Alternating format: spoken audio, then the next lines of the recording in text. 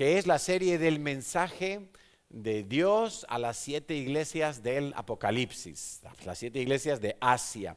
Este es un mensaje que Dios le entregó al apóstol Juan cuando estaba exiliado, recluido, castigado en la isla de Patmos, y él allí tuvo una revelación maravillosa de sobre todo lo que tiene que ver con los tiempos finales, donde todo va a ser restaurado, todo va a ser completo, tal cual estaba profetizado desde antiguo, y si Dios lo profetizó, es que se va a cumplir. Entonces, en esta serie de mensajes estuvimos viendo primero el mensaje a la iglesia de Éfeso, que era la iglesia que había dejado el primer amor, y estuvimos hablando qué significa el primer amor, cómo recuperarlo, de qué se tiene que arrepentir alguien que ha dejado el primer amor, etcétera, etcétera. Vimos luego el mensaje a la iglesia de Esmirna, que viene de la palabra mirra. La mirra siempre es un símbolo de sufrimiento, de padecimiento por causa del Señor. Y esta iglesia no tenía ningún reproche, no tenía ninguna reprensión por parte del Señor, solamente era una iglesia que Dios la estaba preparando porque venían tiempos de sufrimiento y de persecución, y ellos necesitaban estar atentos, necesitaban que todo eso no les pillara por sorpresa. Y es un mensaje interesante porque hoy en día hay mucha predicación que se infiltra en las iglesias diciéndole a la gente que si tú estás en Cristo todo tiene que ser fácil, cómodo, placentero, que no va a haber problemas, etcétera, y eso no es lo que encontramos en la palabra de Dios. Luego vimos la iglesia de Pérgamo, que es la iglesia o personas que tienen algo de levadura en sus vidas, que todavía conservan algunas cosas que les impiden crecer y dar fruto como deberían, porque tienen cosas mezcladas, mezclan lo de Dios con lo de la calle, mezclan y no se debe. Luego Natalia nos habló del mensaje a la iglesia de Tiatira, que estaba avivada, pero en peligro porque, entre otras cosas, había un espíritu que se movía en esa iglesia y que estaba dañando la congregación, que era el espíritu de Jezabel. Y Natalia nos estuvo hablando un poco de cómo opera ese espíritu en las familias, en las iglesias. La semana pasada, mientras estábamos en el redil, Janet compartió sobre la iglesia de Sardis, las personas o las iglesias que tienen nombre de que viven, pero están muertos, y están muertos seguramente porque no tienen una santidad genuina, no han cuidado sus vidas, y ella estuvo desarrollando todo ese tema. Para que nos podamos ubicar, vamos a ver un mapa aquí que es de toda la zona mediterránea. Este mapa nos muestra dónde está España para que nos ubiquemos. Todo el mar Mediterráneo, al fondo del todo, aquí en la esquina de abajo está la ciudad de Jerusalén, dentro de Israel, y las 7 iglesias de Apocalipsis están en esa zona geográfica marcada allí con un circulito rojo. Para que tengamos un poquito de perspectiva, en un mapa más detallado vemos ahora a continuación esa zona del círculo rojo, y entonces ahí vemos que están las 7 iglesias: Éfeso, Esmirna, Pérgamo, Tiatira, Sardis, Filadelfia, y la que estudiaremos la semana que viene, la Odisea. La Odisea, no es la Odisea, sino la Odisea. Entonces, esto para que nos ayudemos a entender dónde estaban ubicadas geográficamente esas iglesias. La mayoría de estas ciudades existen hoy en día con otros nombres, y lo más triste es que casi se puede asegurar que no hay presencia de cristianos en esas ciudades actuales. Todas pertenecen a lo que hoy en día es Turquía, y son ciudades con una fuerte presencia de religión musulmana, y los cristianos, si existen, pues tienen que estar en lo que se llama la iglesia sumergida, la iglesia escondida, la iglesia que no puede libremente manifestar su fe, porque si no, los encarcelan, los torturan, los expulsan, o quién sabe incluso si los llegan a matar. Entonces, bueno, para que tuviéramos un poquito de contexto, vamos entonces hoy con la iglesia de Filadelfia. Dios le da un mensaje a esta iglesia. No debemos de confundir la iglesia de Filadelfia con la iglesia de nuestros hermanos gitanos que tienen una denominación aquí en España que se llama Iglesia de Filadelfia. Es muy grande, ellos tienen más de 1000 lugares de culto en toda España, pero no estamos refiriéndonos a esa iglesia, sino a la iglesia bíblica de Filadelfia, que tampoco el Señor le hizo ningún reproche. No era una iglesia que tuviera una falla grave en algún aspecto de su vida cristiana. Estaban bien, estaban sanos doctrinalmente, estaban haciendo bien las cosas, pero Dios les tiene que dar un mensaje porque vienen cosas que las tienen que aprovechar. Y básicamente el mensaje a la iglesia de Filadelfia es que ellos tienen que seguir perseverando. Era una iglesia en buen estado de salud en líneas generales y necesitaban seguir perseverando. Históricamente, ya sabéis que lo hemos comentado en otras predicaciones de esta serie, las iglesias, las 7 iglesias de Asia que se nombran en Apocalipsis representan, según una perspectiva de estudio, los diferentes periodos de la iglesia desde que Jesucristo vino hace 2000 años. En este caso, la iglesia de Filadelfia tendría que ver con la iglesia que surge de la Reforma Protestante, allá en 1517, cuando Martín Lutero en Alemania, en Wittenberg, coloca las 95 tesis como denuncias de doctrinas falsas que tiene la Iglesia Católica, y entonces allí empieza todo un proceso complejo, complicado, pero es un proceso de hace ya varios siglos donde la iglesia vuelve a la palabra, vuelve a la Biblia. Entonces los mandamientos de hombres, los mandamientos que dictaba el Papa de Roma, libros, catecismos, concilios, etcétera, todo eso queda como en un segundo plano, y Lutero junto con otros reformadores animan a los creyentes a volver a las escrituras, a la palabra de Dios, a ser bibliocéntricos,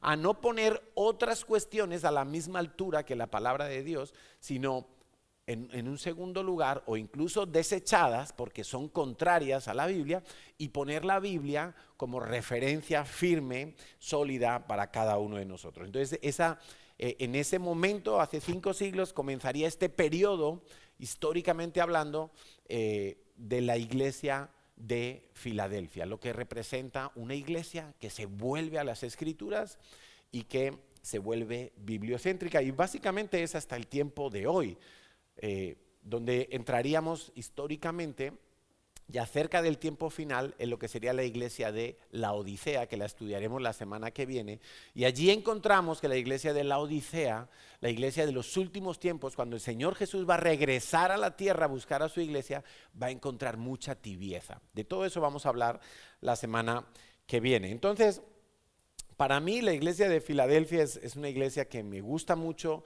En cierta manera yo me siento bastante identificado con esta iglesia, CCI Barcelona, como una iglesia que está en esta etapa de perseverar, de persistir a pesar de golpes, traiciones, decepciones, problemas, obstáculos. Nunca lo hemos tenido fácil, pero aprendimos una cosa: a perseverar. Aprendimos a perseverar. Y eso es un valor que Dios aprecia, es un valor que Dios recompensa, y es un valor que te va a ayudar, si tú lo consigues implantar en tu vida. La perseverancia te va a llevar a conseguir muchas cosas. Es importante, creo yo, que una persona en la vida cristiana y una iglesia tengan una trayectoria de estabilidad. Puede haber ritmos de crecimiento más rápidos o más lentos. Puede haber incluso pequeños momentos donde uno se estanca, pero uno nunca deja de avanzar. Uno nunca deja de perseverar. Mi experiencia personal, en mi caso personal, yo recibí al Señor en el año 1992, 24 años. Y desde que recibí al Señor, nunca he dado un paso atrás. Nunca es nunca. Nunca he abandonado la iglesia, nunca he abandonado la fe, nunca he abandonado a la CCI, a mis pastores, nunca. Siempre ha sido pasitos más largos, pasitos más cortos, a veces con miedo, a veces sin miedo, a veces con dudas, a veces con inseguridad, pero siempre perseverando. Nunca nunca, jamás, en todos estos años, mirar atrás como para regresar a un Egipto del cual había sido esclavo durante tantos años. Por cierto, eso es lo que nos enseña básicamente la fiesta de la Pascua, que nosotros también fuimos esclavos en nuestro Egipto y Dios nos saca, pero hablaremos de todo eso cuando llegue el momento adecuado. Tristemente, muchos hijos de Dios pasan los años y pierden su vigor espiritual, pierden su capacidad de perseverar, se rinden, se vuelven atrás, abandonan. Y esto lo constatamos cada vez que salimos a evangelizar a las calles y nos encontramos con tanta gente que te dicen: yo era cristiano o yo soy cristiano, pero estoy apartado, estoy retirado.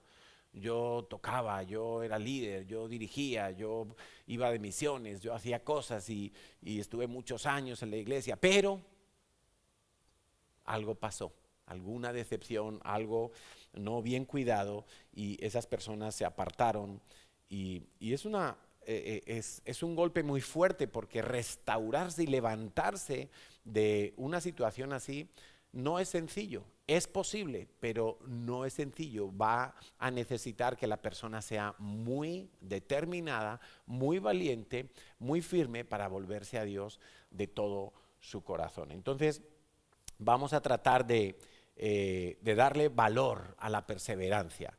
Que si nosotros pudiéramos imaginar nuestra vida de aquí a 10 años, yo ya casi jubilado, 10 años, ¿dónde vas a estar dentro de 10 años? En cuanto a la fe, en cuanto a la vida cristiana, ¿dónde piensas tú que te vas a encontrar? ¿Vas a ser, como nos decía, creo que era la pastora Holland, una persona de mantenimiento? O sea, que lo que Dios le dio simplemente se dedica a mantenerlo. Quiero que sepas que eso Dios no lo considera fidelidad. Dios espera que tu talento, o tus 5 o tus 20 talentos que Él ha puesto en ti, los hagas producir más y más. Dios no espera cuando venga y tengas que rendir cuentas delante de Él, que lo que te entregó tú se lo devuelvas tal cual. Eso para Dios no es fidelidad. Para Dios eso no sirve de nada. Dios entrega los talentos y te da su Espíritu Santo para que tú tengas la capacidad, la autoridad, el poder de reproducir, de multiplicar, de invertir lo que Dios te ha dado y generar más aún, porque esa es la mentalidad del Señor. Bueno, entonces vamos a leer el mensaje concreto que el Señor le manda a esta iglesia y que nos manda hoy a nosotros escuchar con atención. Apocalipsis capítulo 3, versículos 7 al 13. Apocalipsis capítulo 3, versículos 7 al 13. Si no has traído Biblia, te puedes fijar en la pantalla de aquí y también tomar nota para el próximo domingo traerte la Biblia. La exposición aquí en la pantalla es una ayuda, pero no debe de suplir nuestra responsabilidad de traer Biblia a la iglesia. Una vez fui a un partido de fútbol con Carlitos y se había olvidado las botas y las medias. Pues uno no puede ir a un partido de fútbol sin las botas y las medias. Me tocó ir corriendo a la casa, media hora de coche, media hora de vuelta para llevarle al niño las medias y las botas. Entonces, Apocalipsis 3, del 7 al 13 dice: escribe al ángel de la iglesia en Filadelfia. Recordamos de las semanas pasadas que el ángel es un símbolo, es una manera de hablar del pastor de la iglesia. Es un mensaje para que el pastor lo considere y diga qué le hace falta a la iglesia. Dios me está diciendo, esta es la necesidad, aquí tenemos que actuar. Bueno, pero no es un mensaje exclusivo para la vida del pastor, es un mensaje para la comunidad de creyentes. Escribe al ángel de la iglesia en Filadelfia, 2 puntos. Y aquí empieza a presentarse el Señor Jesús. Y recordamos de las semanas anteriores que el Señor Jesús siempre se presenta de una manera relacionada con el mensaje que les va a dar a esa iglesia. Entonces Él se presenta como, esto dice, el santo, el verdadero, el que tiene la llave de David, el que abre y ninguno cierra, cierra y ninguno abre. Imagínate qué descripción o qué presentación, qué currículum presenta allí el Señor Jesucristo. El santo, el verdadero, el que tiene la llave de David, el que abre y ninguno cierra, el que cierra y ninguno abre. Luego vamos a detallar todo esto. Porque aunque tienes poca fuerza, le está diciendo ya a la iglesia de Filadelfia, aunque tienes poca fuerza, has guardado mi palabra, no has negado mi nombre. Versículo 9. He aquí, yo entrego en la sinagoga de Satanás a los que se dicen ser judíos y no lo son, sino que mienten. ¿Os acordáis que en la iglesia de Esmirna también había unos judíos? Sinagoga de Satanás les llama el Señor, pero no a todos los judíos, sino a los que se dedicaban a acusar a los cristianos. Y sin embargo, en aquella ocasión era como que iban a tener que soportar unas pruebas, pero aquí les dice otra cosa la iglesia de Filadelfia. Dice, yo entrego de la sinagoga de Satanás a los que se dicen ser judíos y no lo son, sino que mienten. He aquí yo haré que vengan y se postren a tus pies y reconozcan que yo te he amado. Qué palabra tan impresionante. Versículo 10. Por cuanto has guardado, otra vez, la palabra de mi paciencia, yo también te guardaré de la hora de la prueba que ha de venir sobre el mundo entero, para probar a los que moran sobre la tierra. A mí eso me suena a la gran tribulación. Versículo 11. He aquí, yo vengo pronto, retén lo que tienes para que ninguno tome tu corona. Al que venciere, yo le haré columna en el templo de mi Dios y nunca más saldrá de allí. Y escribiré sobre él. ¿Cómo será eso? No lo sabemos, pero de alguna manera Dios va a poner el nombre de mi Dios, dice Jesús, el nombre de la ciudad de mi Dios y la nueva Jerusalén, la cual desciende del cielo, de mi Dios, y mi nombre nuevo. 3 nombres, el nombre de Dios, el nombre de la nueva Jerusalén y el nombre de Jesús van a estar de alguna manera puestos sobre las personas que perseveran hasta el final. Y dice, el que tiene oído, oiga lo que el Espíritu dice a las iglesias. Entonces vamos a empezar a desgranar este mensaje. ¿Qué nos enseña Dios a nosotros hoy, siglo XXI, año 2024, en nuestra situación personal, pero también como iglesia? ¿Qué tenemos que aprender de este mensaje? Bueno, el Señor se presenta como el santo y el verdadero. En mi Biblia está puesto con letra mayúscula, quiere decir que no está simplemente describiendo algo, eso es un atributo, un nombre. El santo con S mayúscula quiere decir que ese es uno de los nombres de Jesucristo. El santo, es como el santo por excelencia. Y aclarar que Jesús, que es Dios, existe desde siempre y hasta siempre. Él vino a la tierra durante 33 años como humano a vivir entre nosotros, se hizo carne, como dice el apóstol Juan, pero aún durante esos 33 años, Él siguió siendo santo. Aún cuando nace de María, cuando está muriendo, cuando resucita, Él siempre ha sido santo. Nunca, nunca el Señor Jesús ha dejado de ser santo. Por supuesto, ahora está en el cielo, está exaltado por el Padre hasta lo más alto, Él sigue siendo santo, Él es Dios. Pero también es el verdadero, es el auténtico. Jesús dijo en Juan 14:6, yo soy el camino, la verdad y la vida. No es una verdad entre muchas, no, es la verdad. Solo hay una verdad absoluta y esa se encuentra en la persona de Jesucristo. La verdad no es un concepto, no es un conocimiento, no es un conjunto de, no es un enunciado. La verdad, no. La verdad se encuentra en la persona de Jesucristo. La verdad no está en un libro, no está en una universidad, no está en una enciclopedia. No, la verdad se encuentra exclusivamente y totalmente en la persona de Jesucristo. Luego se presenta como el que tiene la llave de David. Me encanta esta expresión, la llave de David. El rey David fue el rey por excelencia en el Antiguo Testamento en la nación de Israel.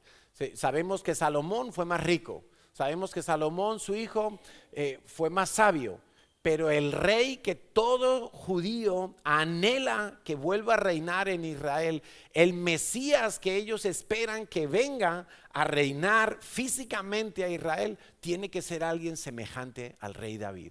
¿Por qué? Porque el rey David, físicamente, humanamente hablando, derrotó a todos los enemigos, amplió las fronteras de Israel, aseguró todo el perímetro de la nación, tuvo un ejército invencible, etcétera. Y sobre todo, la Biblia describe a David como un hombre conforme al corazón de Dios.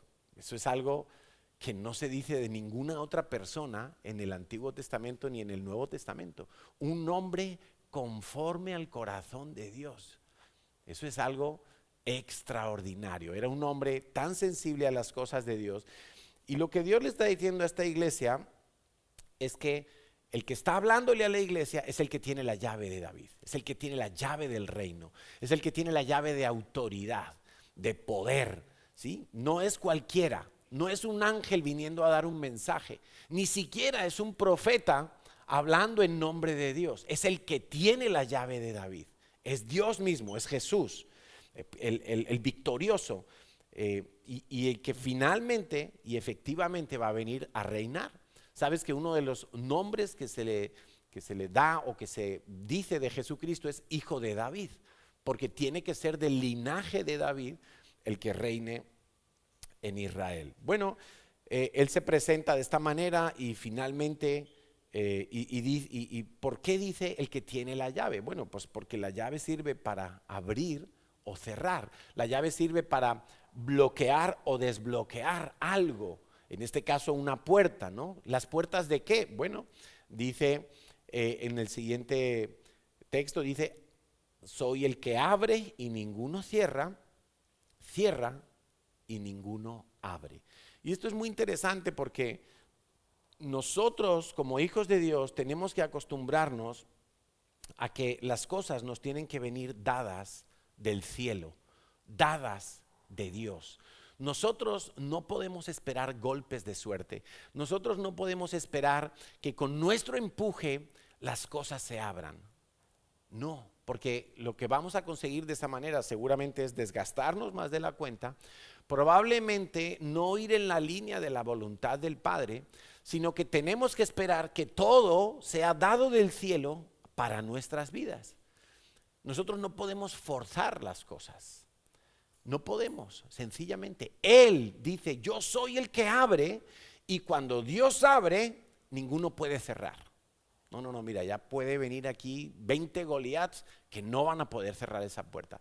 Pero de la misma manera, si Dios tiene una puerta cerrada, nadie la va a poder abrir. Por mucho que tú empujes, llores, patalees, ayunes, te rasgues las vestiduras, vayas de rodillas de aquí a Lourdes. Nadie va a poder abrir lo que Dios ha cerrado. Por eso, cuando yo estoy en la vida tratando de lograr algo y veo que no se abre, que hay una resistencia, quizá me tengo que parar un momento y decir, Dios, ¿eres tú? ¿Eres tú que tienes esta puerta cerrada? Porque si eres tú, Señor, ya no voy a empujar más. Ya voy a desistir de eso, voy a renunciar a eso. No voy a seguir empeñándome en algo que es imposible, porque si Dios lo ha cerrado, nadie lo puede abrir.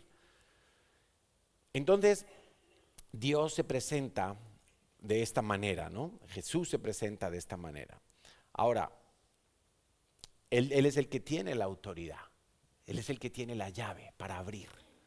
Y Dios lo hace cuando Él lo considera oportuno, cuando es algo perfecto, y no lo va a hacer simplemente porque a mí me apetezca o porque yo le grite mucho a Dios. ¿Sabéis que gritar a Dios no tiene ningún efecto en el reino de los cielos? Ninguno.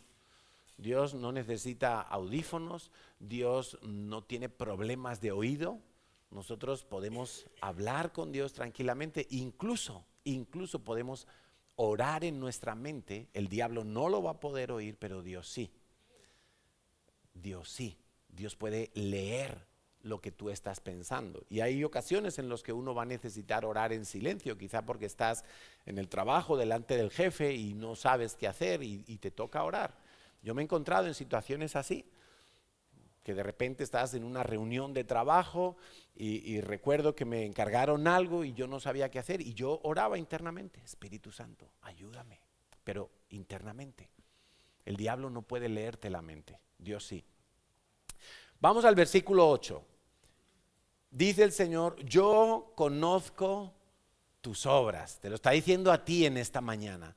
Yo conozco tus obras, conozco todo acerca de tu vida, tus íntimos pensamientos, las intenciones de tu corazón, las cosas que me ocultas o que pretendes ocultarme, pero que yo veo, lo que tú has declarado en público, lo que has declarado allí mientras estás en tu habitación con tu esposo, con tu esposa, de quién has chismeado, todo lo que tú dices, todo lo que tú piensas, todo lo que tú has producido y lo que has dejado de producir, dice el Señor, yo conozco tus obras. Nada es oculto a los ojos de Dios. Eso debería de provocar en nosotros temor de Dios. De hecho, creo que es un rasgo del temor de Dios, saber que Dios lo ve todo y lo oye todo y conoce hasta los pensamientos. Lucas 8:17 dice, porque nada hay oculto que no haya de ser manifestado, ni escondido que no haya de ser conocido y de salir a la luz. Ese es nuestro Dios. Entonces, cuando tú vayas a la presencia de Dios a orar, cuando tú vienes cada mañana y te pones a orar con el Señor, acuérdate que a Dios no le puedes engañar. Acuérdate que a Dios no le puedes decir, todo está bien, Señor, si tú por dentro estás mal. Acuérdate que Dios ve todo lo que tú has visto, todo lo que tú has hecho, todo lo que tú has hablado, todo lo que tú has pensado. Y sabiendo eso, entonces abre tu corazón a Dios tal como tú estés. Si tienes que confesar pecados, no los mengues. No digas, Señor, he hecho algunas cositas mal. Ya tú sabes, no. Tú dile, Señor, he hecho esto, he mentido a mi mujer, he mirado con ojos codiciosos a otras mujeres, he robado, he hecho esto para... Dile al Señor, porque esa sinceridad es la que Dios espera de ti. Si tú realmente crees que Dios lo sabe todo acerca de ti, entonces no vas a tener problema en ser sincero delante de Dios. Ahora, si tú no crees que Dios lo ve todo y lo sabe todo y lo conoce todo, entonces tú vas a ir a hablar con Dios, como el niño que dice, ay, ahí hay un plato roto, mamá, pero yo no sé quién ha sido y solo están ellos dos en casa. Entonces es como, qué cosa tan hipócrita. No seamos hipócritas delante del Señor. Dios conoce el fruto que tú das. Dios sabe cuánto fruto deberías haber producido hasta la fecha y cuánto fruto hay realmente en tu vida. Él conoce todo acerca de ti. Para Dios no hay nada oculto de tu vida. Dios sabe qué es lo que te duele, Dios sabe qué es lo que te asusta, Dios sabe cuál es ese rencor o ese resentimiento que todavía está incrustado en tu corazón y que no has sanado. Dios lo sabe todo acerca de ti. Dios sabe de quién tienes rabia, de quién tienes envidia. Dios sabe todo, con quién compites, quién te asusta, quién es para ti alguien que no... que no te deja tranquilo, vivir tranquilo, etcétera, etcétera. Pues Dios lo sabe todo acerca de ti. Si tú quieres dar fruto, tú debes de dejar que Cristo Jesús viva en ti. Y hace unas semanas en un devocional yo hice un ejemplo y lo quiero hacer hoy otra vez por si acaso algunos no lo han visto. Yo hablaba de un guante. Este guante, por ejemplo. Este guante no puede hacer nada. Si yo le digo al guante, guante, coge la escoba y ponte a barrer. No puede hacer nada. Guante, venga, escribe la predicación ahí en el teclado. No puede hacer nada, ¿verdad? Este guante eres tú y este guante soy yo. Que por nosotros mismos nada podemos hacer. Pero cuando Cristo Jesús está en nosotros, dentro de nosotros, porque es como debe de estar Jesús. Jesús no puede estar ahí colgado en una cruz, en un cuadro, en una medalla que te cuelgas al pecho, en una pulserita que llevas de tu abuelita. No, Jesús tiene que estar dentro de ti. Y entonces este guante se convierte en hiperproductivo. Pero él solo, sin Cristo, no puede hacer nada. Así tiene que ser tu vida. Así tiene que estar Cristo en tu vida. No puede estar fuera. Si Cristo está fuera, el guante no sirve para nada. Si nuestra fe no es para que Jesús viva dentro de nosotros, no producirá nada. Nuestras obras serán muertas. El apóstol Santiago decía, muéstrame tu fe sin tus obras, a ver si eres capaz. Muéstrame que tienes fe sin haber hecho nada. No se puede, porque la fe no es teoría. La fe no es un concepto, no es un sentimiento. La fe no es algo que no se puede medir. No. Santiago decía, si tú eres capaz de mostrarme tu fe sin tus obras, yo te voy a mostrar mi fe por medio de mis obras, porque mi fe produce. Si Dios me dice, ama a mi prójimo, mira mi fe, mira lo que hago para amar a mi prójimo. Mira lo que estoy haciendo. He dado de comer a este, le he dado ropa a aquel. Entonces el Señor dice, yo conozco tus obras. Tus obras me hablan de si tienes mucha fe, mediana fe o poca fe. Tu constancia en producir me habla de si has perseverado o eres un cristiano de montaña rusa. Tus obras me dicen mucha información de ti. Y el Señor dice, yo conozco tus obras. Y le dice a esta iglesia el mensaje, parte del mensaje central ya para esta iglesia. Dice, he aquí, he puesto delante de ti una puerta abierta, la cual nadie puede cerrar. Acuérdate cómo se presentó el Señor Jesús, el que tiene la llave de David, la llave de la autoridad en el reino de los cielos, la llave del poder en el reino de los cielos. Yo tengo la llave, y se presentó también Jesús como el que abre puertas que nadie puede cerrar. Y ahora le dice, mira, iglesia de Filadelfia, acabo de abrir delante de ti una puerta, nadie la puede cerrar. El pastor Holland nos habló en el redil de las puertas de oportunidad, ¿os acordáis? Una predicación muy práctica, diferentes puertas que se pueden abrir y son oportunidades que Dios nos da para engrandecer su nombre.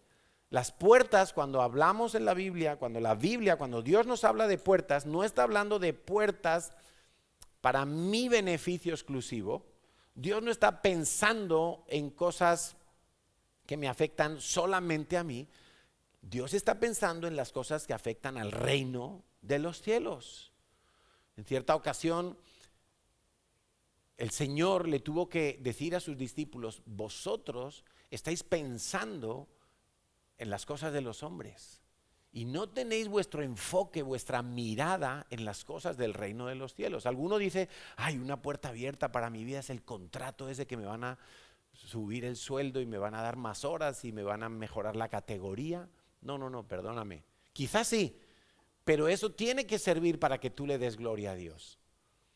Las puertas que Dios abre a una iglesia, a un hijo de Dios, tienen que ser puertas que esa persona o esa iglesia o esa familia aproveche para darle más nombre, más lugar, más fama, más honor, más gloria a nuestro Señor Jesucristo. No son puertas personales. Ay, Señor, ábreme la puerta para que yo pueda hacer negocio allí y se me abra otra línea de negocio. Muy bien, está bien, pero ¿qué vas a hacer con eso? ¿Eso tú lo vas a usar para darle más gloria a Dios? ¿Eso tú lo vas a usar para sostener un misionero que hay que enviar a otra ciudad? ¿Para qué lo vas a usar? ¿O simplemente para subir la categoría de tu coche? ¿Para qué lo vas a usar? Los hijos de Dios entonces nos tenemos que mover por las puertas que Dios nos abre. Ahora, esto no es tan sencillo porque a veces podemos encontrar puertas abiertas, pero no son de Dios. Podemos encontrar oportunidades, pero no son de Dios. ¿Sabes por qué puede pasar eso? Porque el diablo conoce tus necesidades, porque el diablo sabe cuáles son tus necesidades y entonces él va a tratar de ponerte cosas que no son la voluntad de Dios, pero que pueden parecer la voluntad de Dios. Entonces, como para que tú entres por esas puertas, de manera que hasta lo acomodas y todo parece que encaja a los ojos de Dios, pero no puede ser.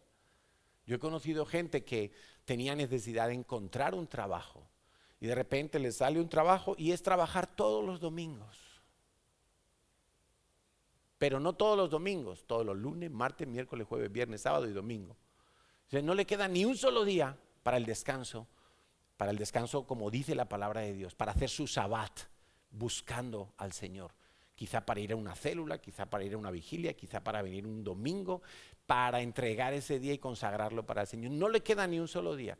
Pero como la persona tenía necesidad, vio eso como una oportunidad. Ay, justo, mira, llegó el trabajo que me hacía falta. Pero no se da cuenta que esa puerta no es de Dios. Es imposible que sea de Dios. Dios no le va a dar algo que no encaja en la propia ley que Dios nos ha dado. No puede ser, eso no es de Dios.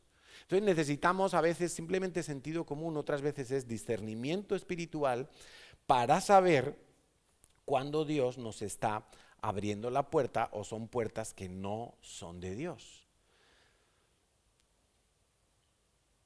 Esto nos puede ocurrir en diferentes áreas de nuestra vida, ¿no? Empezar una relación de noviazgo, hacer una inversión, emprender en algo, meterse a un trabajo. Todas estas cosas nosotros tenemos que depender de que Dios abra las puertas, no de que nosotros estemos forzando las cosas. No siempre que te invitan a algo tienes que ir. No siempre que te llamen de un trabajo tienes que tomarlo. No siempre que te inviten a una reunión, a un cumpleaños, a una actividad social, no siempre tienes que ir. Tú necesitas saber si eso es una oportunidad y si estás dispuesto a estar allí como tienes que estar, no simplemente buscando divertirte o pasarlo bien. Y cuando digo como tienes que estar es que tú puedas estar allí y mantenerte íntegro y mantenerte sin tener que traspasar tus propias leyes morales, las que Dios ha puesto en tu corazón, tus propios parámetros cristianos. Las puertas que Dios abre entonces siempre están relacionadas con la manifestación del reino de los cielos. Por ejemplo, venir a este local en el año 2000, ¿qué? ¿Cuándo vinimos aquí? En el 20. Esto fue una puerta abierta del Señor. Y yo recuerdo que cuando fuimos a conocer a los dueños, bueno, cuando vinimos a conocer el local, ya había otros pastores incluso de otras iglesias mirando este local, porque, bueno, pues era una buena oportunidad. Y yo recuerdo que oré y le dije al Señor, bueno, Señor, si ha de ser para nosotros, consérvalo y danos gracia delante de los dueños. Los dueños quisieron conocernos. El dueño, que en paz descanse y que ya falleció, y son los hijos los que han heredado este local, pero en aquella ocasión pues era un señor anciano y fuimos a verlo a su despacho allí en la avenida Diagonal y oye, ¿qué dijo Natalia aquel día? Él dijo, he averiguado de vosotros y me han hablado muy bien. Y yo, ¿quién será? ¿Quién ha preguntado este hombre? No sé con quién, algo del ayuntamiento dijo, ¿no? Que había hablado con el ayuntamiento y que le habían hablado muy bien de la comunidad cristiana integral. Digo, si nunca habíamos tenido ni licencia en los otros locales. Es más, hubo un local allí en Puerto Príncipe que hasta nos denunciaron por ruido y todo. Yo digo, no sé, las cosas del Señor. Una puerta abierta que nadie puede cerrar. Entonces, entendimos que sí, que en aquel momento, pues, ese hombre y sus abogados que estaban ahí también, pues, les caímos en gracia y de una, allí mismo firmamos y todo se hizo, ¿no? Creo que también fue una puerta abierta el momento en que empezamos el proyecto de la guardería aquí en la iglesia, porque después que sucedieron varias cosas y tuvimos conocimiento de varios incidentes de algunos niños en sus colegios o en sus guarderías, dijimos, no, Señor, tenemos que hacer algo. Tenemos que hacer algo y tenemos aquí un local que está vacío toda la semana, tenemos aulas, tenemos gente que capacitada para cuidar a esos niños y dijimos, vamos a hacerlo. Y ahí está el proyecto de la guardería. Ahí está, sigue funcionando de lunes a viernes para las mamás que lo sepan y que quieran esforzarse un poquito, pues ahí está esa puerta abierta. Ahora, también es verdad que hay ocasiones donde Dios nos ha cerrado puertas. Hay ocasiones donde nosotros hemos tenido que entender que Dios nos estaba cerrando puertas. Y a veces a uno no le gusta, porque en nuestro orgullo, en nuestro deseo incluso de hacer cosas para Dios, uno quiere todo y quiere más, pero no siempre va a ser así. A veces Dios nos ha cerrado puertas. El apóstol Pablo dice en Hechos 16:6 que le fue prohibido por el Espíritu Santo hablar la palabra en Asia. Imagínate, el Espíritu Santo, el Espíritu de Dios, prohibiendo a un misionero hablar la palabra de Dios en una región. Pareciera extraño, ¿verdad? ¿Cómo que el Espíritu Santo no quiere que Pablo predique el Evangelio en Asia en un momento determinado? Bueno, Dios tenía otros planes. Dios quería que Pablo invirtiera sus esfuerzos de otra manera. Habría más oportunidades para Asia más adelante. De hecho, vemos que las iglesias de Apocalipsis que estamos estudiando son todas de Asia. O sea que sí que llegó el Evangelio allí. Pero en aquella ocasión Dios dijo, no, esta puerta ahora mismo está cerrada. No puedes entrar por aquí. En otras ocasiones Pablo decía, se me ha abierto una puerta enorme en Éfeso, tengo que meterla allí, y Éfeso estaba en Asia. Está. Entonces, Dios a veces nos ha cerrado puertas. Yo recuerdo que hace muchos años intentamos abrir la comunidad cristiana integral en Castellón, de la tierra donde es originaria Natalia, y se llegó a mandar una persona allí varios meses, pero no se pudo. No se pudo de ninguna de las maneras. Y tuvimos que recoger cable. Y dijimos, bueno, Señor, pues no será el tiempo, no hemos sabido hacerlo, pero definitivamente no se pudo. Recuerdo que hace años también intentamos abrir Valencia y no pudimos. Estuvimos yendo y visitábamos un grupo de gente que había allí y toda esa gente se perdió y tuvimos que recoger cable. Y finalmente Dios nos ha permitido ahora en el tiempo, desde hace un año para acá, pues que hemos entendido que ahora la puerta estaba abierta y allí hemos ido. Pero tenemos que ser sensibles. Y si Dios cierra una puerta, no es una derrota, es su voluntad, es lo perfecto, es lo mejor, es Dios guiándonos. Dios te guía a través de puertas abiertas y puertas cerradas. Tenemos que aprender a depender del Señor y no a depender de nosotros mismos. Por ejemplo, una puerta que para nosotros ha estado abierta mucho tiempo, no sé si todavía seguirá abierta, pero era ir al programa de la radio y retomar el programa de la radio. Pero es una puerta que está abierta, se nos ha hecho la invitación reiteradas ocasiones, pero entendíamos que no era la puerta por la que teníamos que entrar ahora, que no era una puerta que Dios nos estaba abriendo, a pesar de ser un ministerio cristiano, saludable, recomendable y bueno, pero entendíamos que no era una puerta abierta de parte de Dios para nosotros, era una puerta de los hombres. Entonces tenemos que aprender a orar, a buscar la dirección de Dios y discernir qué puertas abiertas son las de Dios, que son las que nunca nadie va a poder cerrar, y qué puertas cerradas las ha cerrado Dios, y yo no debo de gastar tiempo allí tratando de que se abra esa puerta y empujando y probando con 1000 llaves. Si Dios no te da la llave, no la vas a poder abrir. Porque así le dijo a esta iglesia, ¿verdad? Aquí he puesto delante de ti una puerta abierta. Nadie la podrá cerrar. Para esta iglesia venía una oportunidad, seguramente, de evangelizar ferozmente en esa ciudad. Pero había un problema en aquella ciudad, como lo vamos a leer ahora después.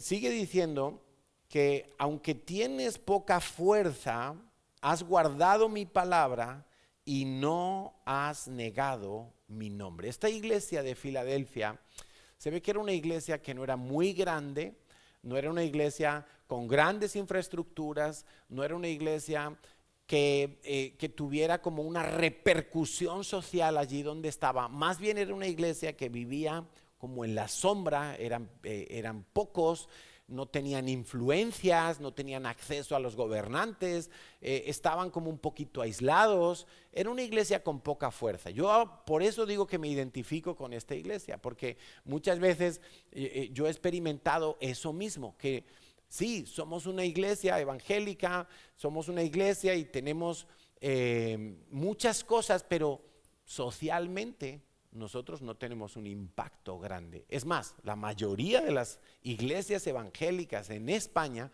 no tienen un impacto social ni en la política, ni en el Congreso, ni en el Senado, ni en los medios de comunicación. Normalmente las iglesias evangélicas estamos como en un segundo plano. Pero Dios le dice a esta iglesia: aunque tienes poca fuerza, recuerda, he abierto una puerta que nadie puede cerrar, porque aunque tienes poca fuerza, has guardado mi palabra y no has negado mi nombre. ¿Por qué causa Dios les muestra una puerta abierta? Porque ellos tienen poca fuerza, pero han guardado la palabra y no han negado el nombre del Señor. Guardar la palabra evidentemente tiene que ver con volverse a la palabra de Dios, con atesorar la palabra de Dios, con estudiarla, retenerla en el corazón, darle el valor que tiene la palabra de Dios. Esta era una iglesia que vivía para estudiar las escrituras, vivían para escudriñar las escrituras. ¿Os acordáis que cuando Pablo relata que fueron a Berea y allí había un grupo de judíos, y cuando ellos llegan a la sinagoga y se ponen a hablarles de Jesucristo como el Mesías, esta gente dice que fueron nobles? ¿Por qué? Porque todo lo que decía Pablo contrastaban, y ellos venían a las escrituras a ver qué dijo el profeta Daniel del Mesías, a ver qué dijo Jeremías, a ver qué dijo Isaías, a ver qué está escrito en los Salmos, a ver qué está escrito en Deuteronomio. Ellos, todo lo que decía Pablo, ellos no les pasaba como a otros judíos de otras ciudades donde llegaba Pablo, que de una decían: no, esto es una herejía, ese Jesucristo no puede ser el Hijo de Dios. Estos de Berea estudiaban la Biblia, venían y contrastaban. A ver, sí, mira, aquí dice que el Mesías nacerá de la tribu de Judá, en Belén.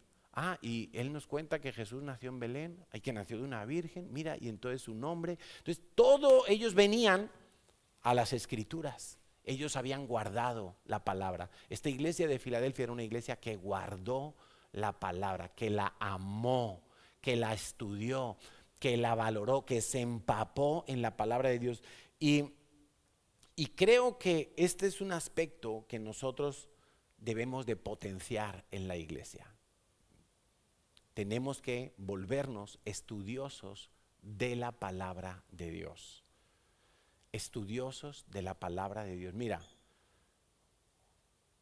alguien me dice: es que yo le digo a la gente, cómprate una Biblia de estudio. Tú sabes que hay Biblias que son Biblias de estudio. Por ejemplo, a las personas nuevas que llegan a la iglesia les regalamos una Biblia muy sencilla, a veces es incluso solo el Nuevo Testamento, no tiene nada más. Pero las Biblias de estudio tienen mapas, tienen concordancias, tienen algunos temas que están escritos allí. Son Biblias para estudiar la Biblia, no solo para leerla. Bueno, ¿cuánto puede costar una Biblia de estudio? ¿Dónde está Máxima? 40, 50, 60 euros. Una Biblia de estudio buena, letra grande para los que estamos un poco cegatones. Y decimos: 60 euros una Biblia. Es mucho dinero, 60 euros. ¿Cuánto cuesta el iPhone? Yo no tengo iPhone, por eso hago así, Un iPhone, el más barato, ¿cuánto cuesta? ¿1.000 euros? ¿900? Pero no nos parece mucho porque Vodafone nos permite pagarlo cómodamente. Orange te dice: no, paga 40 al mes. 40 al mes, durante no sé cuántos años. Cuando terminas de pagar el iPhone no le queda ni batería. Pero 60 euros de una Biblia de estudio nos parece mucho. ¿Sí o no? Ay, pero ¿cómo voy a estudiar la Biblia si yo no tengo tiempo? Yo voy al trabajo, cuido a los niños, tengo que poner lavadoras, tengo que llevar allí, tengo que hacer, ¿cuándo voy a estudiar la Biblia?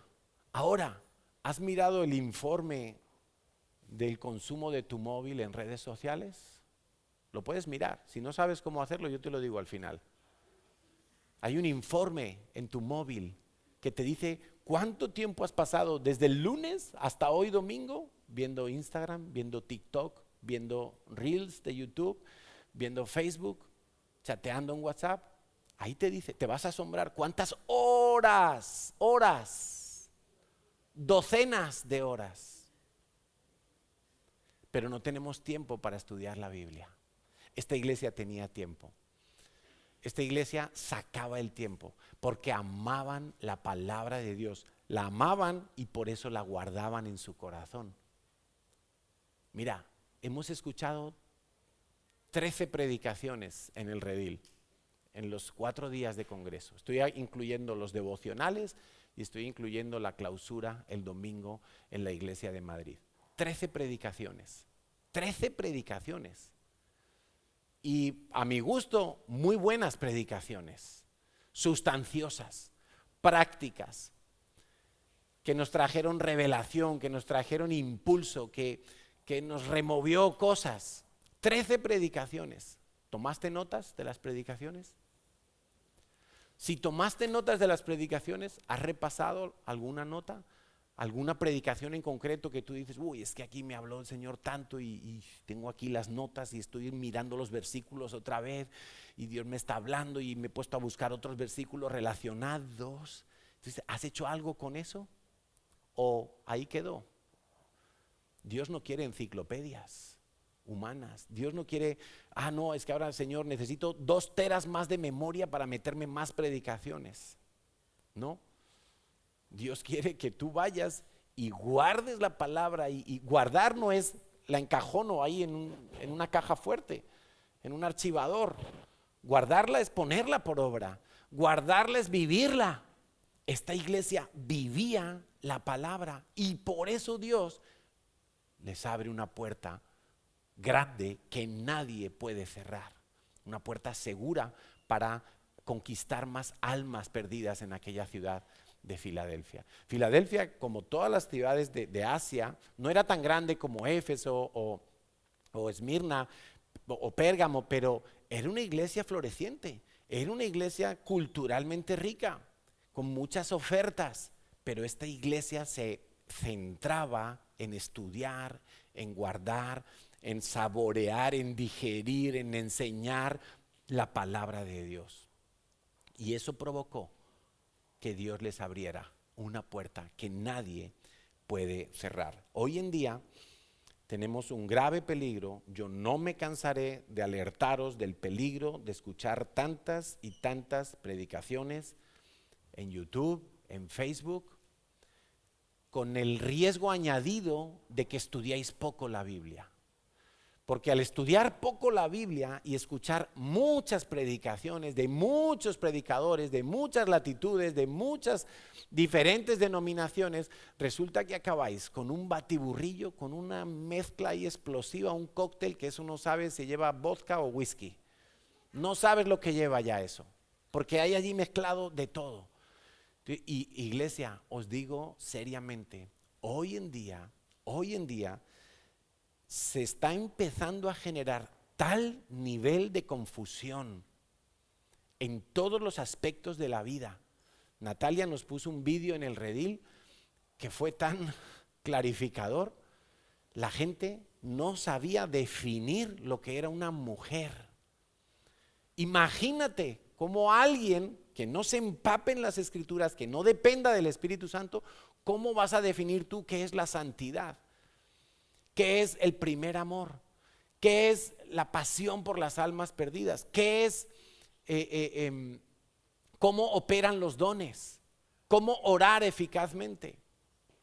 ¿Cómo vas a saber tú guardar toda esa palabra si lo único que haces es escuchar muchos predicadores y te los conoces a todos? Y me pongo uno para desayunar, otro para el metro, otro para el tiempo de la comida, otro para cuando estoy durmiéndome. Pero no estudias la Biblia. Eso es de lo más peligroso que hay. De lo más peligroso que hay. Hoy en día hay tantas doctrinas que se están introduciendo en las iglesias. Muchas doctrinas que son raras, que son falsas doctrinas, pero se están colando en las iglesias. Entonces vemos que muchas veces la iglesia está tomando la forma del mundo que nos rodea. ¿Sí? Y eso es algo muy peligroso, peligrosísimo, porque llega un momento que se puede perder la esencia de lo que somos en Cristo Jesús. Entonces vemos iglesias que quieren volver a ser judíos, ¿sí? Se hacen llamar mesiánicos. No, y tú les preguntas a ellos y ellos no están haciendo nada mal, solo que si no guardas el sábado tú vas al infierno. Los adventistas también dicen eso. Si no guardas el sábado, si tu reunión de iglesia no es el sábado, entonces tú estás muy mal, tú vas a ir al infierno. Bueno, ¿y entonces para qué murió Cristo? Supongamos que yo estoy equivocado y que no nos tuviéramos que reunir un domingo sino un sábado, entonces ¿para qué murió Cristo? ¿Cristo no puede con todo? Suponiendo, ¿no? Suponiendo. Entonces yo hablé también en el redil de la hipergracia, de ese libertinaje en el cual pretenden vivir muchos que se dicen cristianos, pero que tenemos que dudar que sean cristianos, porque no hay un fruto que evidencie que son cristianos. Entonces el libertinaje es el que peca y ya no tiene ni temor de Dios y piensa que como Dios perdona todo y a todos y 700,000 veces 70, pues no pasa nada por pecar. Eso los teólogos le llaman el antinomismo, contra la ley. Como ya no estamos bajo la ley, sino bajo la gracia, entonces lo tergiversan todo y se pierde. Entonces cuidado con escuchar eslogans de iglesias o de predicaciones, pero no entender el contexto en el que se está diciendo o no escuchar toda la predicación, porque eso puede conducir a graves errores, que se convierten en ley, que se convierten en doctrina y que acaban distorsionando la verdad en la iglesia. Hablamos del legalismo también en el redil. O sea, gente que para venir a la iglesia se viste de una manera, se prepara de una manera, pero luego en la calle es de otra. Eso es legalismo. Eso es legalismo. Aquí hablo de una manera y con un lenguaje, pero luego en la calle uso otro lenguaje. Eso es legalismo. Eso es falso. Eso no va a ninguna parte. Y todo podrían ser cuestiones estéticas, podrían ser cuestiones de culto, pero el problema es que muchas veces se está negando la obra completa, suficiente de Jesucristo. Entonces, eso ya sí que Dios no lo pasa por alto. Si yo además de Cristo voy a necesitar hacer algunas cosas, para Dios eso es una ofensa terrible, eso es una herejía, ¿sí?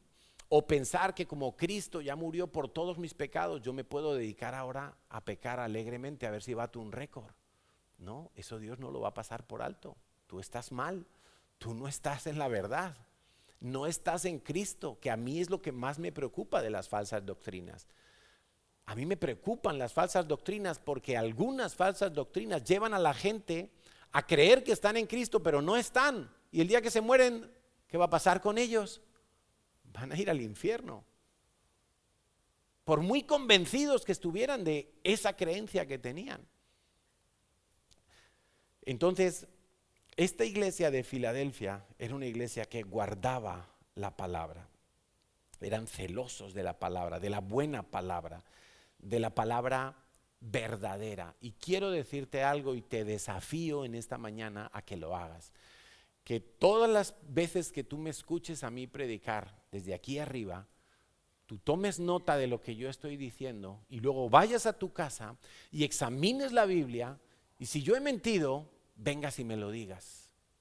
Y si yo he dicho algo que es contrario a la palabra de Dios, vengas y me alertes. Pastor, usted dijo esto, pero la palabra de Dios dice otra cosa, porque yo me puedo equivocar. yo no soy infalible. Ningún hombre sobre la tierra es infalible. El Papa de Roma, por mucho que lo diga el Catecismo Romano, no es infalible. Nos podemos equivocar. Puede ser consciente, puede ser inconscientemente, pero estamos expuestos al error. Claro que sí. Entonces tú tienes que ser vigilante. Tú tienes que guardar la palabra. Por supuesto que la tienes que guardar. Y eso va a ser un gran beneficio para tu vida. Entonces dice, aunque tienes poca fuerza, has guardado mi palabra y no has negado mi nombre. Quiere decir que en todas las circunstancias tú tenías la bandera de Jesucristo bien alta. En todo lo que te toca vivir, tú has puesto a Jesucristo por encima de todo. Has guardado mi nombre.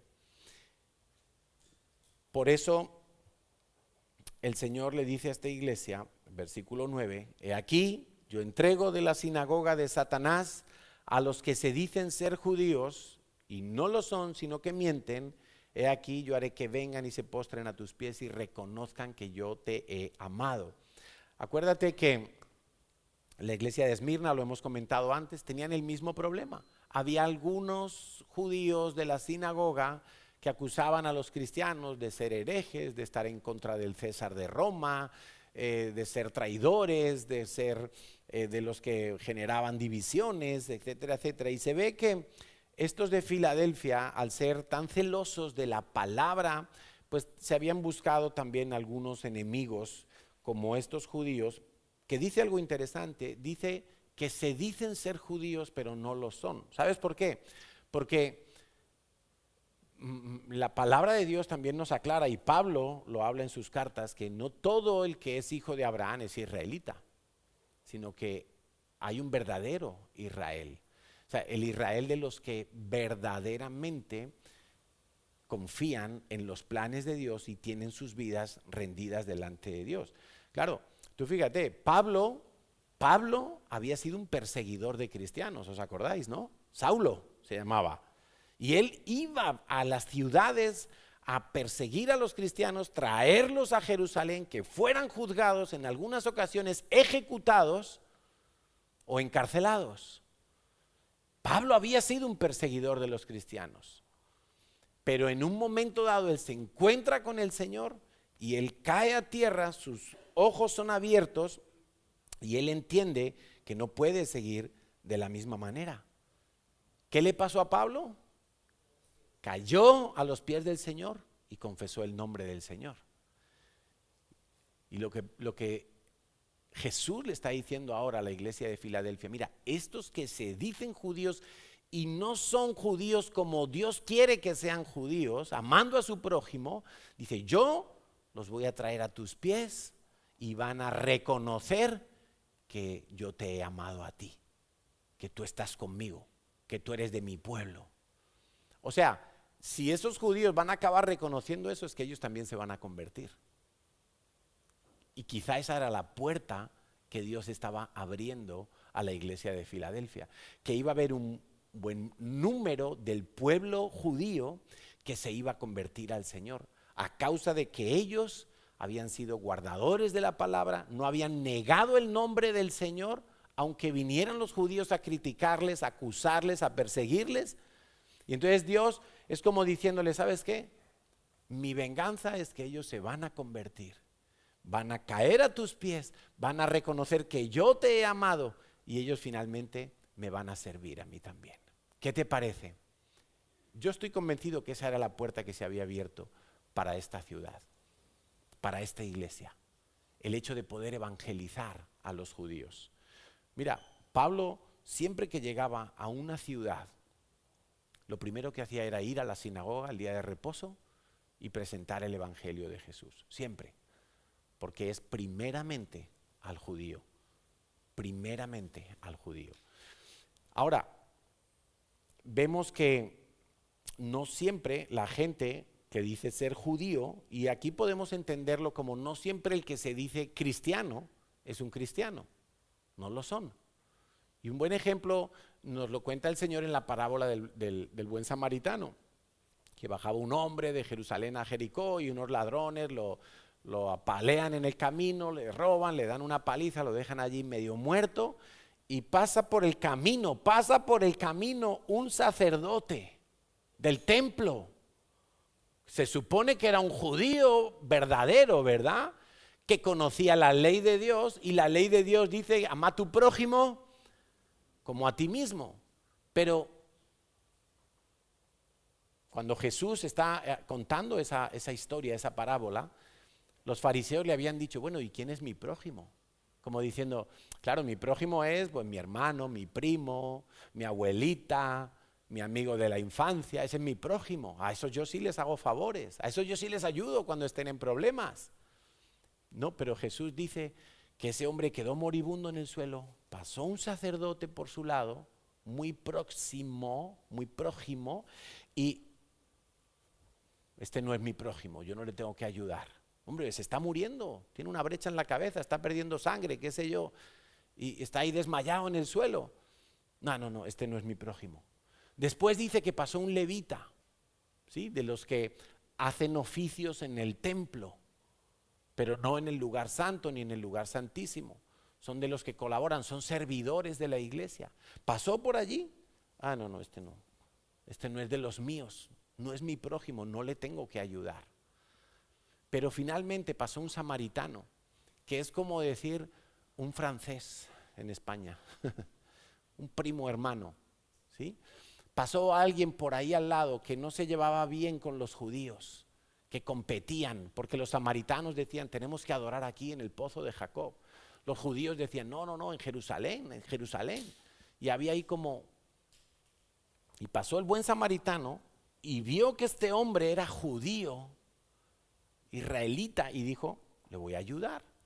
Le vendó las heridas, le ungió con aceite, con vino, las heridas, le sanó, le cargó, lo llevó al mesón, le dijo al mesonero: ponlo todo a mi cuenta, mira, aquí te dejo una paga y señal, cuando yo pase por aquí me dices a cuánto ha subido la cuenta y yo lo voy a pagar.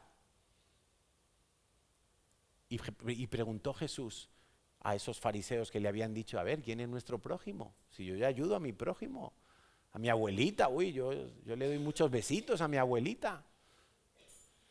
Y les contó esta parábola y les dijo: ¿quién es el prójimo de aquel hombre moribundo? Y dijeron: el samaritano. Dice: pues id y haced vosotros lo mismo.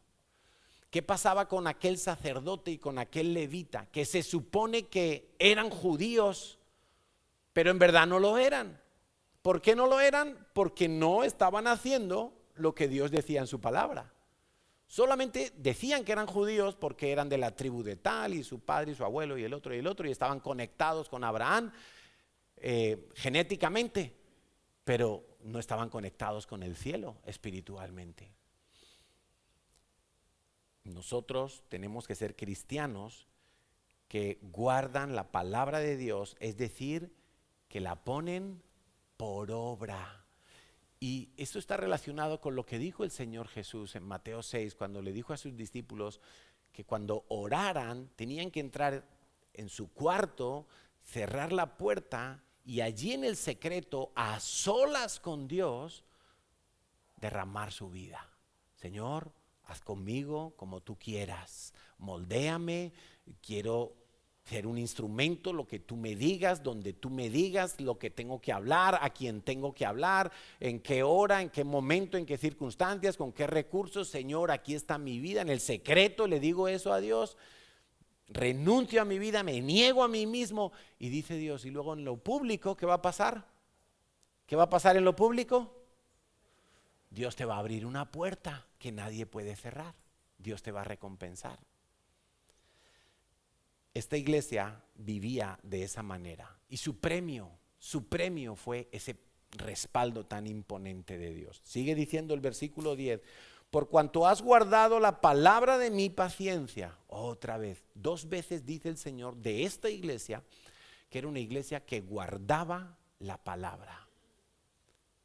Eso es algo demasiado potente, demasiado generoso de parte de Dios, reconocer 2 veces en una iglesia que eran guardadores de la palabra, obedientes a la palabra, fieles a la palabra, que no se iban a buscar excusas para no hacer, sino que buscaban excusas para hacer. Guardadores de la palabra, dice, por cuanto has guardado la palabra de mi paciencia, por cuanto has sido paciente a pesar de que todavía no ves los resultados, por cuanto has sido paciente y no te has cansado de seguir guardando mi palabra, yo también te guardaré de la hora de la prueba que ha de venir sobre el mundo entero para probar a los que moran sobre la tierra. Qué tremendo. Hay recompensas, familia. Hay recompensas en la vida cristiana. Versículo 11. He aquí, yo vengo pronto, retén lo que tienes. Retén lo que tienes para que ninguno tome tu corona. Retener lo que tienes es como, no descuides en el último momento. No te descuides, sigue en la misma actitud, sigue perseverando. El Señor dice, yo vengo pronto, no se refiere a en unas horas, en unos minutos, no se refiere a pronto de temprano, se refiere, la palabra griega que se utiliza allí es de repente, vengo de súbito, vengo cuando nadie se lo espera y ¡pum!, allí llego. ¿Sí? Eso significa pronto, no es una traducción demasiado clara para el castellano, pero sería más correcto decir, he aquí yo vengo cuando nadie lo espera, vengo de repente, vengo cuando algunos están dormidos, vengo cuando algunos no lo esperan. Por eso retén lo que tienes, mantén como has estado haciendo hasta ahora, guardando la palabra, no negando mi nombre, mantente así. ¿Hasta cuándo? Sé paciente.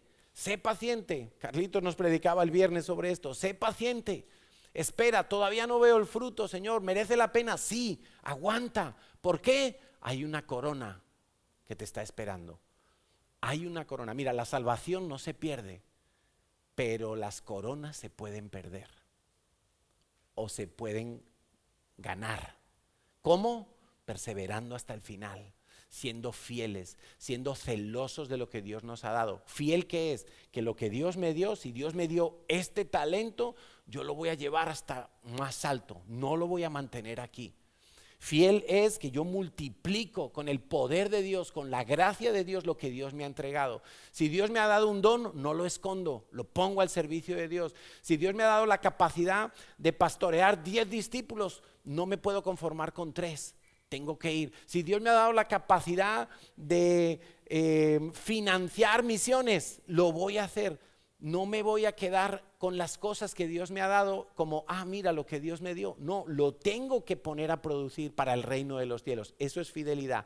Y los que son fieles en las cosas que Dios les ha entregado, van a tener una corona en el cielo.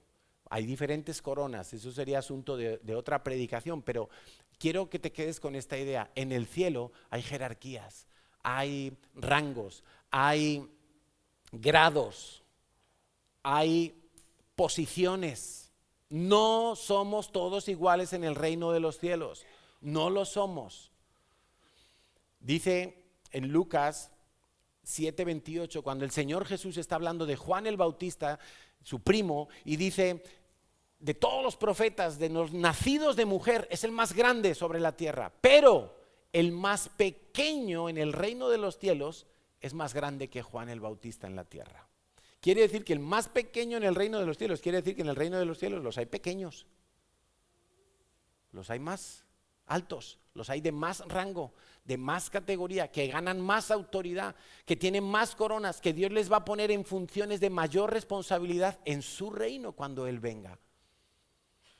No somos todos iguales en el reino de los cielos.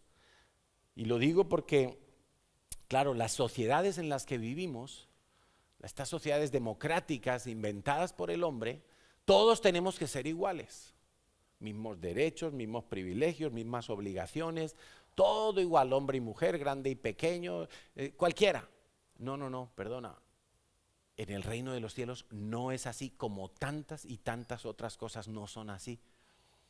En el reino de los cielos hay jerarquías. No sé cómo se van a llamar, no sé si se llamará capitán, sargento y coronel, no lo sé. Me da igual, pero sé que algunos van a tener coronas, van a ser laureados, otros no.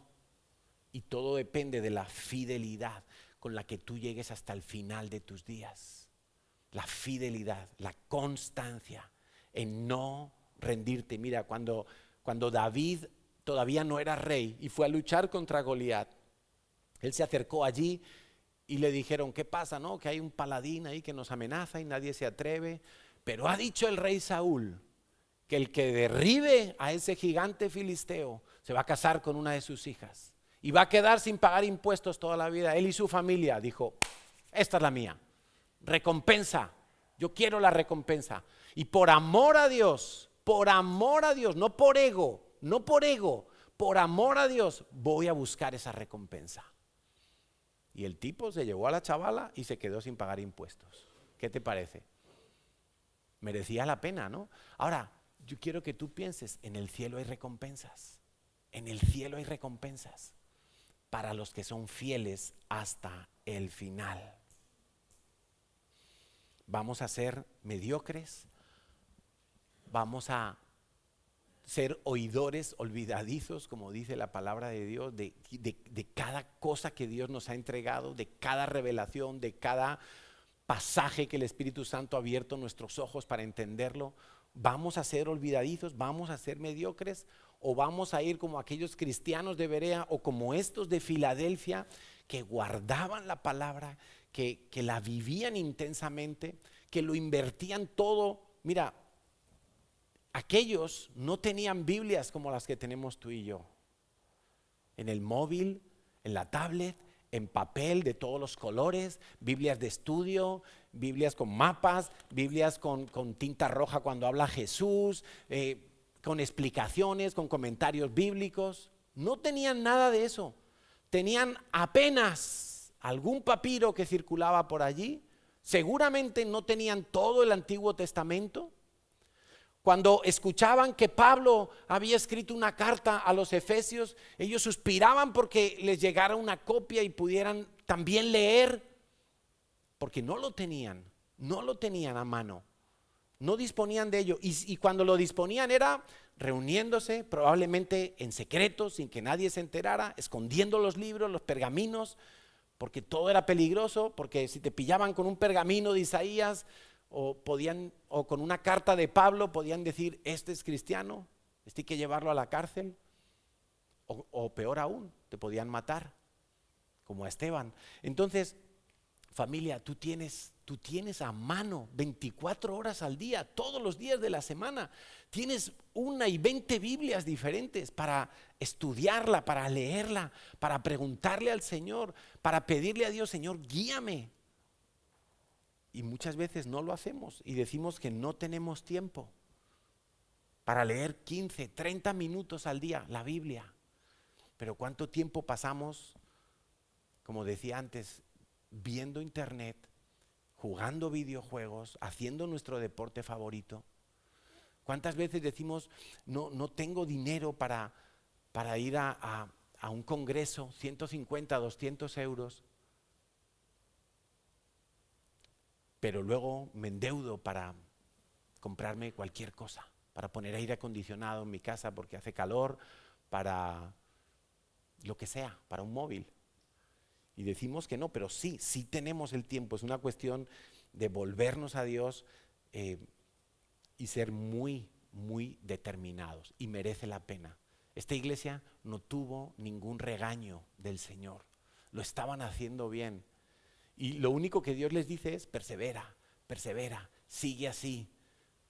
Yo te voy a fortalecer, yo te abro puertas, vas a conseguir evangelizar a esos judíos que te están criticando, vas a ver mi respaldo, yo tengo la llave de David, te he abierto la puerta. Mantente así, no vas a perder tu corona, merece la pena, sí merece la pena, claro que sí merece la pena. Versículo 12, fíjate. Qué espectáculo de promesa. Al que venciere, yo le haré columna en el templo de mi Dios y nunca más saldrá de allí. Alguien que va a estar viendo la gloria de Dios todos los días. Alguien que va a estar cara a cara con Dios toda la vida. Yo le haré columna en el templo de mi Dios, nunca más saldrá de allí. Escribiré sobre él el nombre de Dios, el nombre de la ciudad nueva de Jerusalén y el nombre nuevo de Jesús. ¿Qué nombres serán esos? Mira, yo no lo sé, pero a mí esos nombres me hablan de autoridad espiritual. Que tú vas a poder en el nombre de Dios. En el nombre de Dios. Y tú vas a poder entrar y salir y estar en lugares donde si no vas en el nombre de Dios, no podrías. Y me acuerdo que en un viaje que hicimos a Israel, y Mariana tenía un pase para la sala VIP del aeropuerto. Mariana, la de aquí, la de los niños. Y entonces dice, Carlos, Natalia, veniros que puedo pasar con 2 invitados. Y yo, vamos. Entonces llegamos a la sala VIP y ella presenta su tarjetita, no sé qué, sala VIP. Y nosotros allí comiendo canapés, un refresco, sentados en un sillón esperando la hora del vuelo, en el nombre de Mariana, no en nuestro nombre. Estábamos allí porque ella tenía. Bueno, eso es en el nombre de Dios. En nombre de Dios tú vas a tener acceso a las riquezas de Dios, a la herencia de Dios, al poder de Dios, a la sabiduría de Dios, al gozo de Dios, al amor de Dios, a la justicia, al perdón. Madre mía, ¿qué más quieres? ¿Qué más quieres? Dice, ese nombre va a ser puesto sobre ti de alguna manera, va a ser algo sobrenatural, no sé, un sello, algo, un distintivo de alguna manera en el reino de los cielos. Todos van a saber que tú fuiste uno que perseveró. Quizá es en la corona que te pongan, mira, se me está ocurriendo ahora. Quizá en esa corona ponga algo relativo al nombre de Dios. Este es mi hijo amado, este perseveró hasta el final, este tiene acceso VIP en el cielo. Imagínate, no sé cómo será, pero es. Y dice el versículo 13, el que tiene oído, oiga lo que el Espíritu dice a las iglesias. Qué importante es que no descuidemos todo lo que oímos. Cada vez que tú te expones a la palabra de Dios, tú estás cargando de excusas a Dios para poder juzgarte. Nunca podrás decir a Dios, yo no escuché el mensaje de la iglesia de Filadelfia, porque hoy lo has escuchado. Y hoy sabes que Dios te está exhortando y animando a que seas fiel, a que seas perseverante, a que guardes y retengas la palabra de Dios en tu corazón como un tesoro valioso. Nunca podrás decir en el cielo, cuando un día te sientes delante de Dios y Dios te diga, ¿por qué no fuiste fiel? ¿Por qué no leías la Biblia? Ay, es que yo no sabía. ¿Cómo? 7 de abril 2024, allí estabas en Barcelona, en un localcito, allí te hablaron. ¿Qué hiciste con eso? Aquel día, es que estaba mirando el móvil. Es que estaba pensando en el menú. Es que estaba pensando que el lunes me llega la factura del agua. Y Dios dirá, ¿no? ¿Qué has hecho? ¿No has retenido? Lucas 8:18 dice el Señor Jesús, mirad pues cómo oís, porque a todo el que tiene se le dará, y al que no tiene, aun lo que piensa tener se le quitará. Eso lo decía el Señor Jesús después de contar la parábola de los talentos. Aun al que cree que tiene el talento, si no fue fiel, ven que se lo vamos a dar al que ha sido fiel. Pero ese ya tiene 5 más 5 que produjo 10 y ahora le vas a dar el mío, eso es injusto. No, esa es la justicia del reino de los cielos. Al que piensa tener, si no ha sido fiel, se lo birlamos y se lo damos al que ha sido fiel. Así funciona Dios. Mirad pues entonces cómo oís. ¿Cómo oís? Es lo mismo que está diciendo a la iglesia de Filadelfia. El que tiene oídos para oír. El que tiene oídos para oír. Oiga lo que el Espíritu Santo hoy ha hablado a través de este servidor. ¿Oramos?